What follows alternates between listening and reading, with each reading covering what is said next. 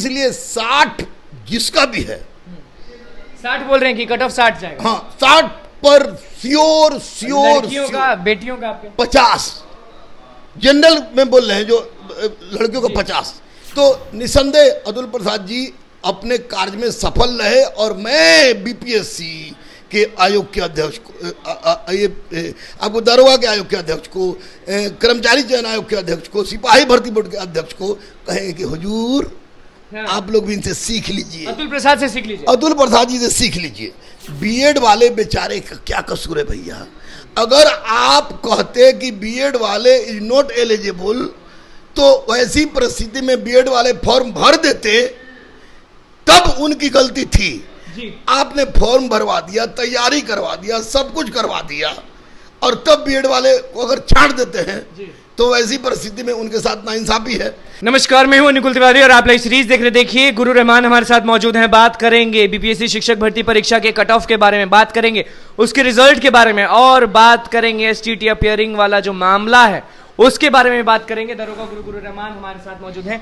किस तरह से देखते हैं कट ऑफ को, क्योंकि बीपीएससी शिक्षक भर्ती परीक्षा खत्म हो गई? देखिए, मैंने 1 to 5 को देखा, 9 to 10 देखा, 11 12 का देखा, सारा क्वेश्चन का मैंने गहराई से विश्लेषण किया, और विश्लेषण करने के बाद निश्चित रूप से ये तो तय था कि 1 to 5 में माननीय अतुल प्रसाद जी ने जिस प्रकार का क्वेश्चन सेट करवाया था, वह किसी भी दृष्टिकोण से, तुलनात्मक अध्ययन करने के क्रम में किसी भी दृष्टिकोण से इतना टफ क्वेश्चन उन बच्चों के लिए तब प्रासंगिक होता जब 9 10 में भी, 11 12 में भी आप उतना ही टफ क्वेश्चन पूछते।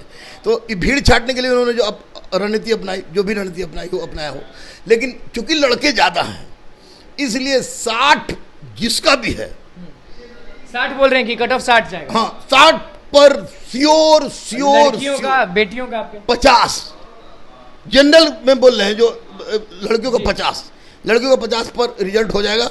बहुत गया 50 से 55 में पहले बोल रहा था, लेकिन लड़कियों को बहुत कम नहीं बता दिए? नहीं भैया, कम कहाँ बताया है, ठीक है, 50% सीट उनका रिजर्व है। हाँ। तो 50 बहुत है, और लड़कों का 60 पक्का है? लड़कों का 60 पक्का है। उससे ज्यादा नहीं जाएगा? उससे ज्यादा जा सकता है, 1-2 नंबर, लेकिन उससे कम नहीं होगा, उससे कम नहीं होगा। उससे कम नहीं किस होगा। तरह से देखते हैं इस मामले को? अतुल प्रसाद लगातार ट्वीट करते आए हैं, आपने भी देखा होगा कि 9 10 11 12 के लिए अलग चीज है और जो प्राइमरी वाले हैं उनके लिए अलग चीज बताए हैं। देखिए, अतुल प्रसाद जी को एक बात तो सबसे पहली बात मैं बता दूं कि बहुत कोटि कोटि धन्यवाद कि उन्होंने आकर बीपीएससी जैसे जो जंग लगे हुए आयोग को उन्होंने सुधार दिया। लेकिन थोड़ी सी यहाँ पर दिक्कत हुई कि जैसे 1 to 5 वाला में क्वेश्चन टफ किया था उन्होंने, उसी तरह क्वेश्चन अगर 9 to 10 में भी करते तो छट जाता लोग। लेकिन अतुल प्रसाद जी का कहना है, मैं भी कह रहा हूँ कि इसमें लड़के ज़्यादा हैं, उसमें लड़के कम हैं। तो निसंदेह अतुल प्रसाद जी अपने कार्य में सफल रहे और मैं बीपीएससी के आयोग के अध्यक्ष को, ये आपको दरोगा के आयोग के अध्यक्ष को, कर्मचारी चयन आयोग के अध्यक्ष को, सिपाही भर्ती बोर्ड के अध्यक्ष को कहेंगे कि हुजूर आप लोग भी इनसे सीख लीजिए, अतुल प्रसाद से सीख लीजिए, अतुल प्रसाद जी से सीख लीजिए। और जो धांधली गुंडागर्दी की बात होती रही है, क्वेश्चन वायरल की बात होती रही है, अतुल प्रसाद जी ने दिखा दिया है कि कुछ भी संभव है अगर प्रशासन चाह जाए तो मैं अपेक्षा कर रहा हूँ 21,391 सिपाही का परीक्षा होने जा रहा है, उसके बाद दरोगा का परीक्षा होगा, कर्मचारी चयन आयोग से परीक्षा होगा। तो आप इसी तरह की व्यवस्था कीजिए, अगर नहीं आ रहा व्यवस्था करना सीखने तो आप अतुल प्रसाद जी से मिलकर सीख लीजिए। जब भी परीक्षा आती है तो आप बहुत बेचैन हो जाते हैं, एकदम घबरा जाते हैं, इसलिए कि क्वेश्चन वायरल होता है। इस बार मैं घबरा गया था, लड़के तरह तरह की बात बोले, लेकिन मैं हर बात को उनको सिरोधार्य करता हूँ। लेकिन इतना जरूर है कि गुंडागर्दी और वायरल क्वेश्चन के बल पर अगर किसी की नियुक्ति होती है तो गरीब के पेट पर लात मारी जाती है, और इसके लिए सिस्टम दोषी होता है। रिजल्ट के लिए भी ट्वीट किया था उन्होंने कि फेज वाइज निकलेगा और प्राइमरी का जो है वो आखिरी में निकलेगा। हाँ, इसलिए कि प्राइमरी में लड़के ज्यादा हैं, हाँ। इसमें लड़के कम हैं, इसलिए ये सितंबर में रिजल्ट दे देंगे, उसके थोड़ा सा लास्ट में सितंबर, मतलब कोई दिक्कत नहीं होने वाला, कोई दिक्कत नहीं होने वाला है। हाँ, लेकिन एक बात जरूर है, बीएड वाले बेचारे का क्या कसूर है भैया? अगर आप कहते कि बीएड वाले इज नॉट एलिजिबल, तो वैसी परिस्थिति में बीएड वाले फॉर्म भर देते, तब उनकी गलती थी जी। आपने फॉर्म भरवा दिया, तैयारी करवा दिया, सब कुछ करवा दिया, और तब बीएड वाले को अगर छांट देते हैं जी। तो वैसी परिस्थिति में उनके साथ नाइंसाफी है।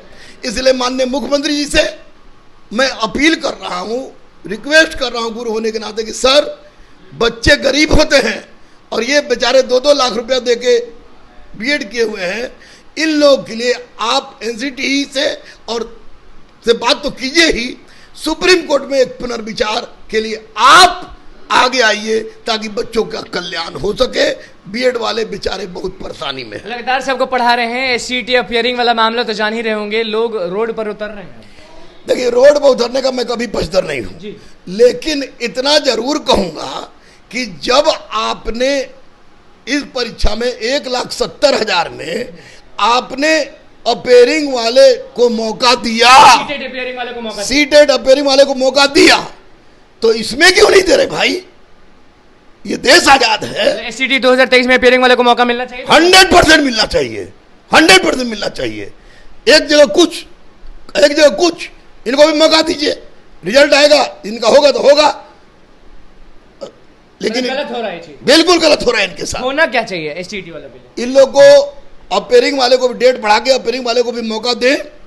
लड़कों से मैं तो यही कहूंगा, बाबू, रोड पर जाके अगर कोई तरह का गलत काम करते हैं आप, तो यह शिक्षक के गुण के अनुरूप नहीं है।